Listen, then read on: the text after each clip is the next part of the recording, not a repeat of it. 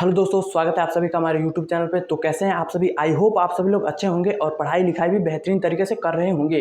तो दोस्तों, मैं उम्मीद करता हूं कि आप लोगों के जितने भी एग्जाम बीत चुके हैं वो बिल्कुल अच्छे तरीके से गए होंगे, बेहतरीन तरीके से हुए होंगे और आपके आने वाले एग्जाम जो है वो भी बेहतरीन तरीके से होंगे, ऐसा मैं आशा करता हूँ। तो दोस्तों, हमारा अगला एग्जाम जो होने वाला है वो हमारा भौतिक विज्ञान यानी फिजिक्स का होने वाला है।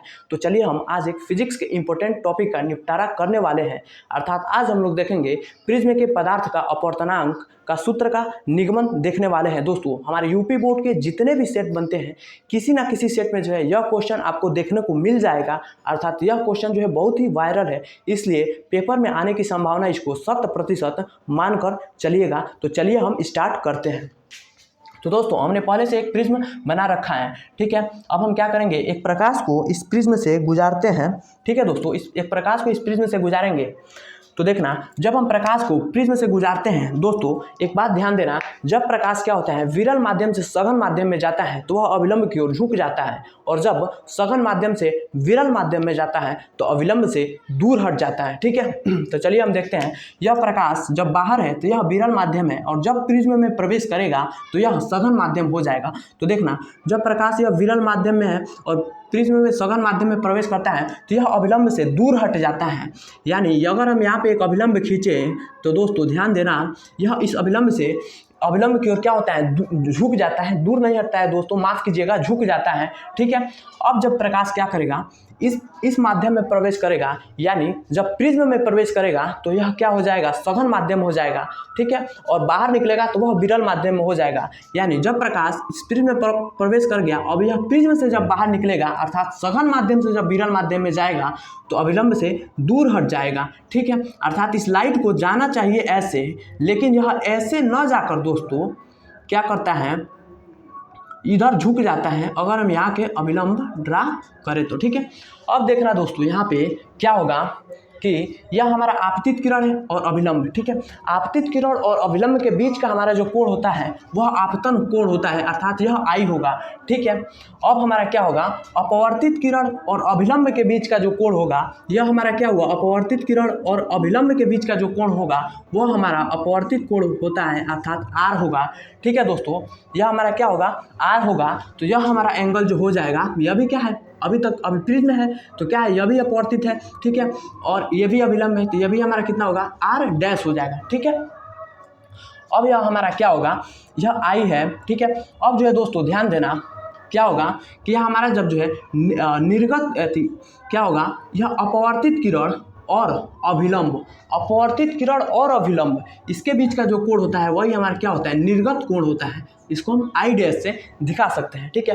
अब देखना, आपतित किरण मतलब यह किरण और अपवर्तित किरण मतलब यह किरण जहाँ मिलती है वही, उसी को हम क्या कहते हैं, न्यूनतम विचलन कहते हैं, डेल्टा कहते हैं, ठीक है। तो उम्मीद करता हूँ कि यह फिगर आपको बिल्कुल अच्छे से समझ में आया होगा, ठीक है। तो चलिए हम देख लेते हैं दोस्तों। सबसे पहले हम देखेंगे न्यूनतम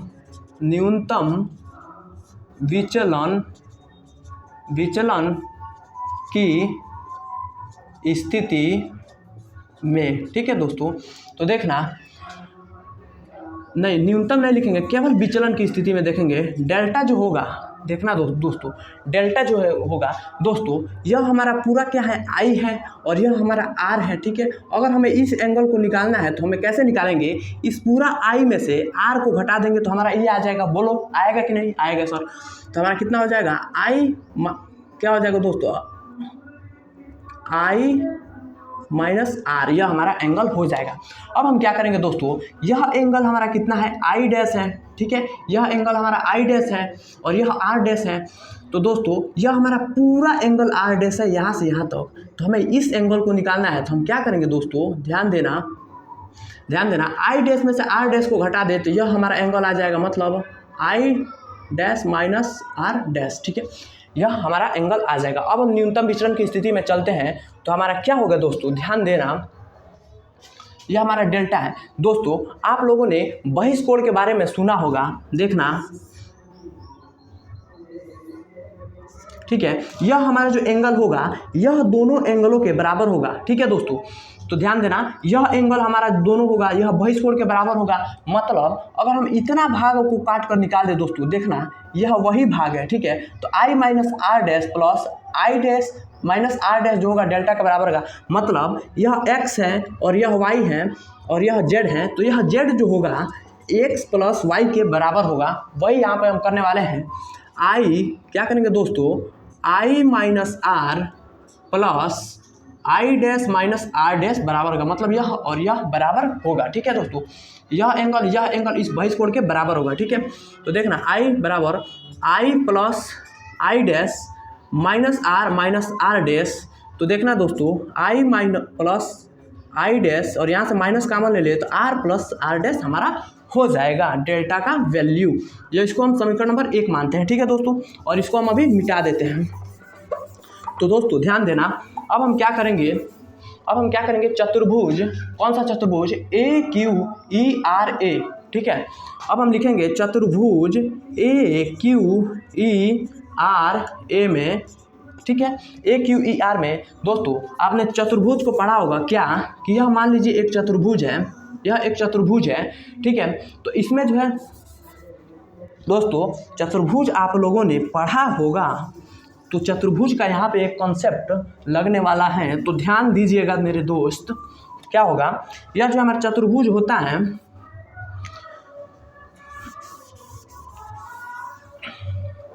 देखना दोस्तों यह हमारा एक चतुर्भुज है, ठीक है। यह एक चतुर्भुज है, तो इसमें जो है चतुर्भुज में आमने सामने के जो एंगल होते हैं वह क्या होते हैं, बराबर होते हैं। अर्थात चतुर्भुज के चारों एंगलों का मान कितना होता है, 360 होता है। तो आमने सामने के कोणों का योग कितना होता है 180 होता है, ठीक है।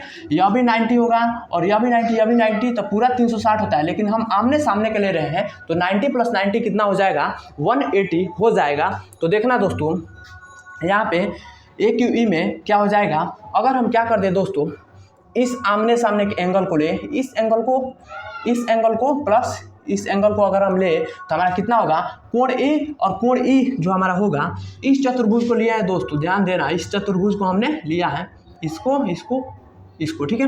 तो एंगल हमारा ए प्लस ई जो होगा 180 के बराबर होगा और इसको हम इक्वेशन नंबर 2 मान लेते हैं। अब हम क्या करेंगे दोस्तों, त्रिभुज क्यू आर ई में चलते हैं, तो क्यू आर ई में हमारा क्या होगा दोस्तों, ध्यान देना त्रिभुज के तीनों एंगल का जो वैल्यू होता है वह 180 होता है। तो हमारा क्यू एंगल कितना है, आर प्लस और ई कितना है, ई प्लस आर डैश बराबर 180 होगा कि नहीं होगा, बिल्कुल होगा।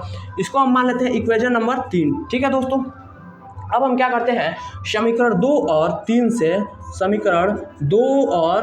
3 से चलेंगे।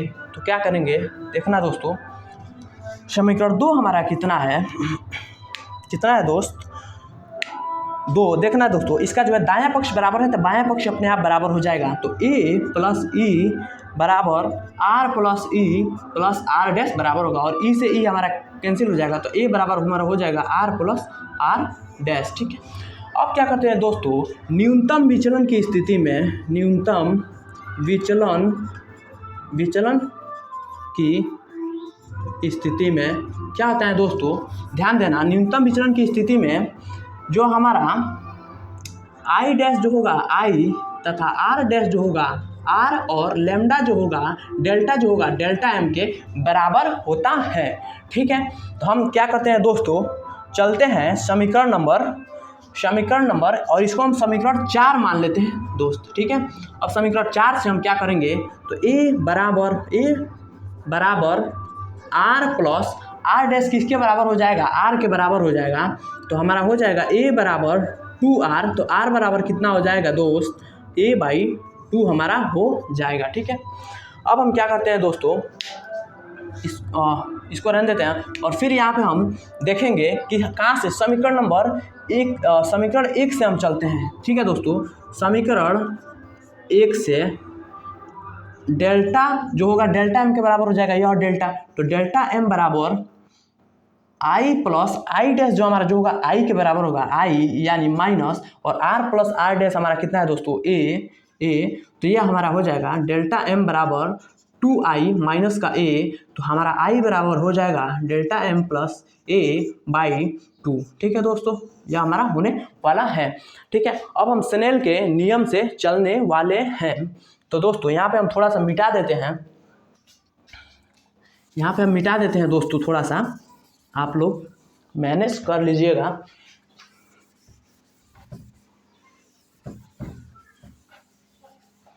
तो स्नेल का नियम क्या कहता है दोस्तों कि n बराबर क्या होता है, आपतन कोण की जगह मतलब साइन i और साइन r जो है होता है बराबर होता है। तो देखना n बराबर साइन और i का वैल्यू हमने कितना निकाला, delta m plus a by 2 upon sign r का वैल्यू हमने कितना निकाला, a बाई 2। ठीक है दोस्तों, यही हमारा क्या होता है, प्रिज्म के पदार्थ का सूत्र का निगमन हो जाता है। दोस्तों आप जब भी किसी क्वेश्चन को करिएगा या फिर न्यूमेरिकल को करिएगा तो आंसर को ऐसे डब्बों में जो है जरूर घेर दीजिएगा, इससे एग्जामिनर का नज़र जो है उस पर जाता है। तो दोस्तों मैं उम्मीद करता हूं कि यह क्वेश्चन जो है आपको बिल्कुल बेहतरीन तरीके से समझ में आया होगा।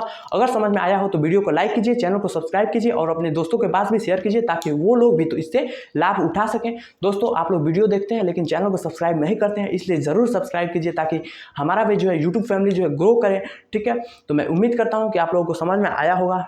तो तब तक के लिए इतना ही, और आने वाले एग्जाम की तैयारी हम बिल्कुल बेहतरीन तरीके से करेंगे, इसलिए चैनल को सब्सक्राइब करके बेल आइकन को प्रेस करके रखिए ताकि आने वाले वीडियो की नोटिफिकेशन आप तक पहुंचे। ठीक है, तो तब तक के लिए इतना ही। पढ़ते रहिए, मुस्कुराते रहिए, माता पिता का नाम रोशन करते रहिए। जय हिंद।